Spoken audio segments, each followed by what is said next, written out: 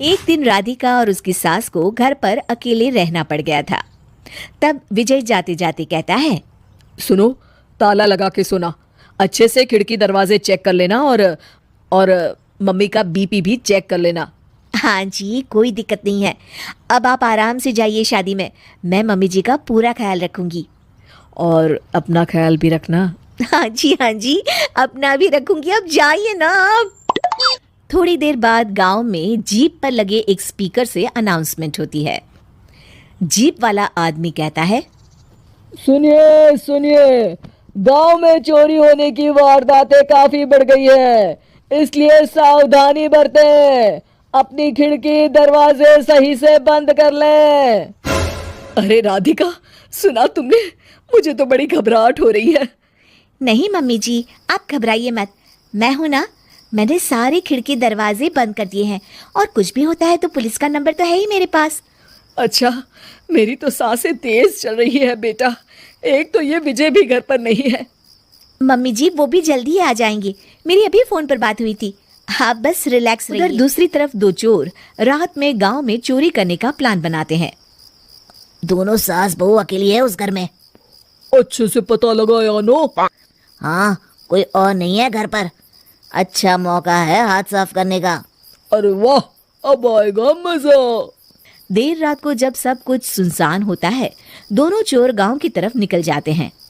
अरे कौन सा घर है? वो कोने वाला, तुम बस मेरा पीछा करो।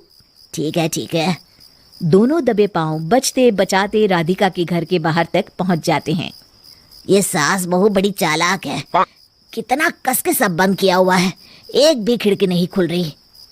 चोर खिड़की खोल ही रहा होता है कि तभी बिजली जोर से कड़कती है और चोर डर जाता है।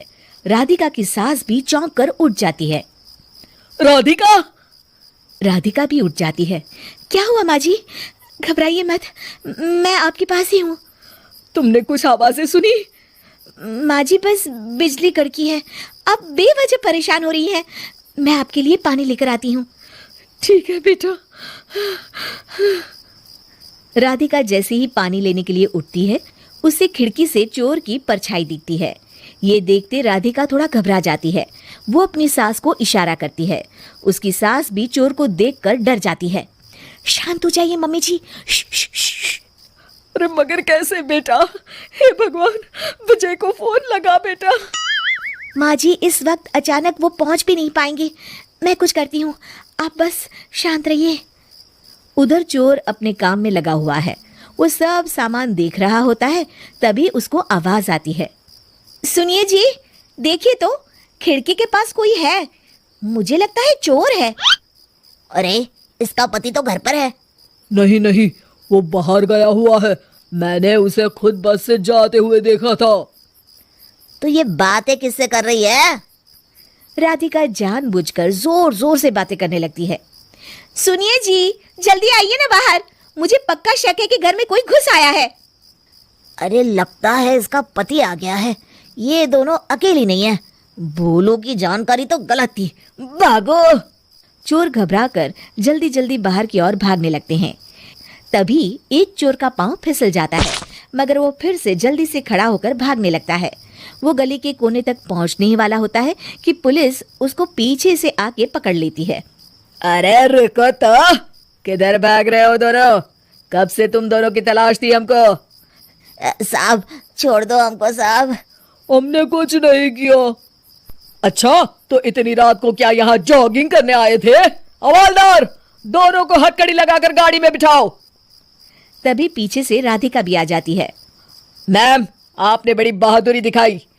अगर सभी आपके जैसे नीडर नागरिक हो तो कितना अच्छा हो। सर, आपको मेरी सासू माँ ने फोन किया था, उनका ही आइडिया था ये। हाँ, और चोर को डराने का आइडिया तो राधिका का था।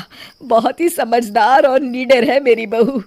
चलिए, आप दोनों का ही बहुत बहुत शुक्रिया। आपने इन चोरों को पकड़वाकर देश की मदद की है। और हाँ, पुलिस स्टेशन आकर अपना इनाम जरूर से ले लीजिएगा। और अगले दिन विजय शहर से आ जाता है। वो अखबार में तस्वीर देखता है जिसमें राधिका और माँ इनाम ले रहे होते हैं। माँ, आपको कोई चोट तो नहीं आई है ना? अरे ना बेटा ना, जब तक राधिका साथ है तकलीफ कैसी। राधिका, तुम ठीक तो हो ना? I am so proud of you Radhika, तुम बहुत ही समझदार हो।